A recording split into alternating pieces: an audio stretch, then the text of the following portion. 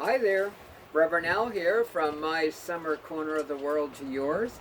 Hoping everyone is keeping cool and not perspiring too much and enjoying your summer day. I want to give a cheer for or encourage us to follow our intuition. What the Christian Bible says, that still small voice. You know that thought or person that just pops into your mind out of nowhere and you think to yourself, I haven't talked to him or her for the longest time. I should give them a call. Or, I should drop by or check in on them in some other way or write a note or send an email or say hello on Facebook. I just want to remind us that that can be a good idea sometimes.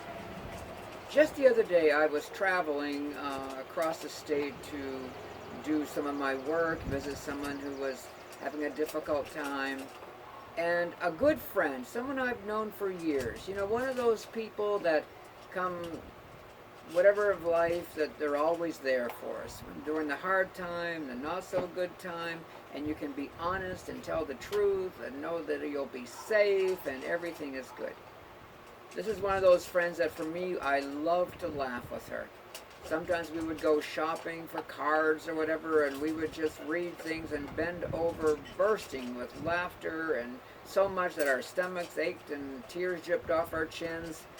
Good friends in hard times and in good times.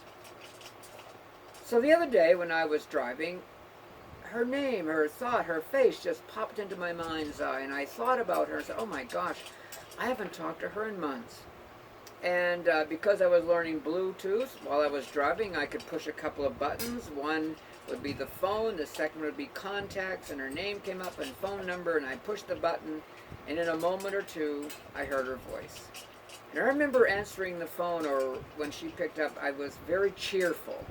And she said, oh, Al, I'm not cheerful today.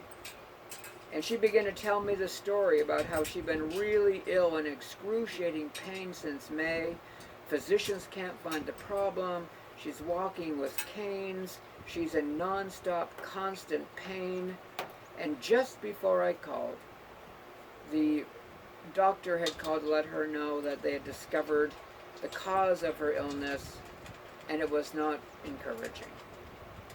And I realized at that moment that I was so glad that I reached out to her, because for a moment or two, I was there for her in a way that was meaningful and helpful.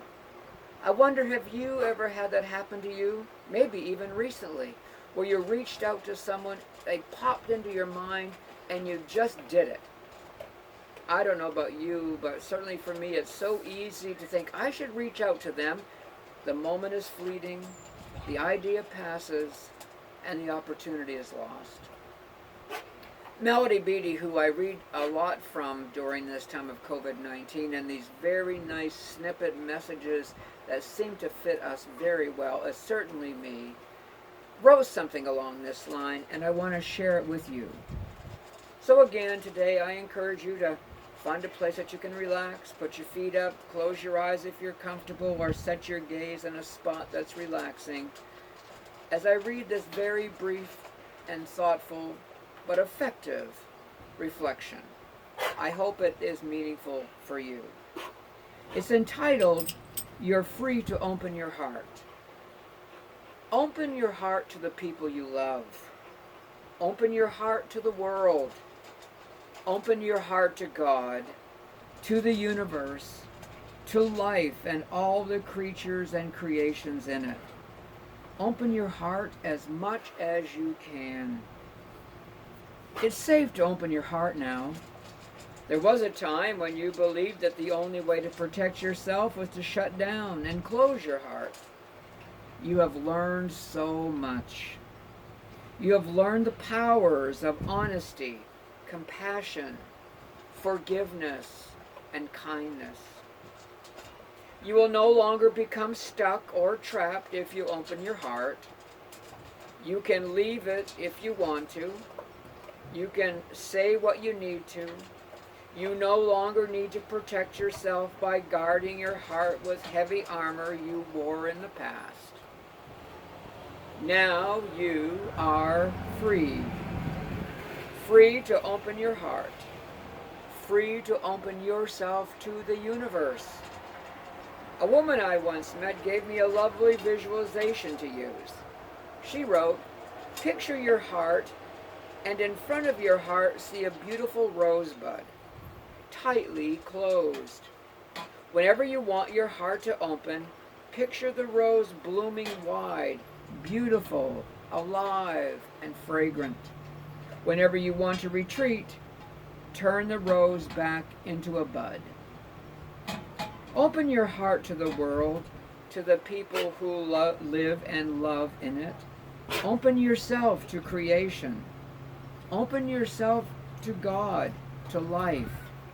Life will become magical, and you'll think back and smile. You will wonder why it took you so long to open your heart.